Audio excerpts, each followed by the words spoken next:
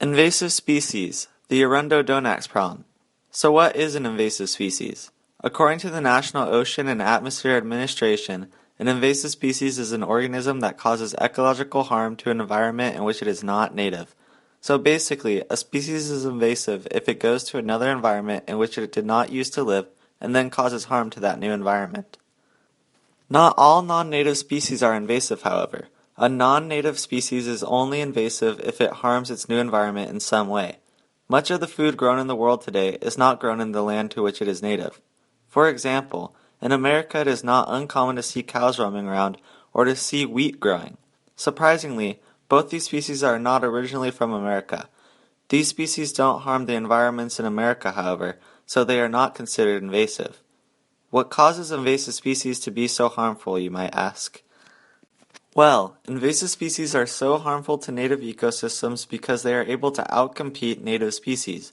The way invasive species dominate the environments to which they are introduced is very bad for biodiversity since it forces many other species out, even causing some native species to go extinct. An example of this is that in the 1970s, Asian carp were introduced into the Illinois River, and only 30 years later, 90% of the fish in the river were Asian carp. Biodiversity is very important as it protects the sustainability of life. With more variety, an ecosystem is less susceptible to a singular disease, but as there is less and less diversity, a larger percentage of a population can be destroyed by a singular threat. Arundo donax is an invasive species that grows in California.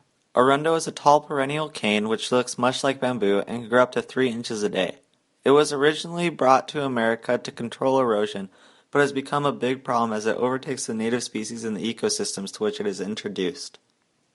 Besides just outcompeting native species and reducing biodiversity, Arundo poses some serious threats to the ecosystems in California.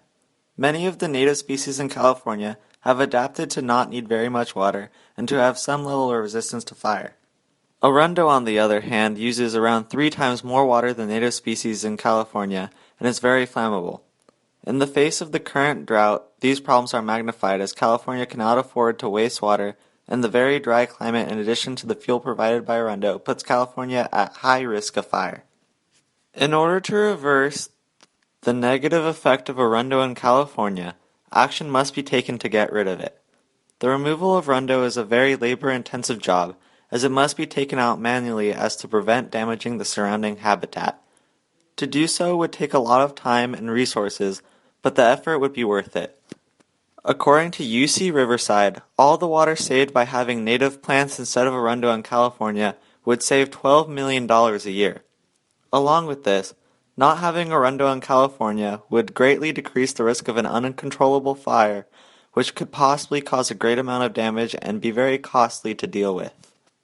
The fight against Arundo must start now. You can help by volunteering with local groups that remove Arundo, or by messaging members of your government asking them to take action. We must stop Arundo before it is too late.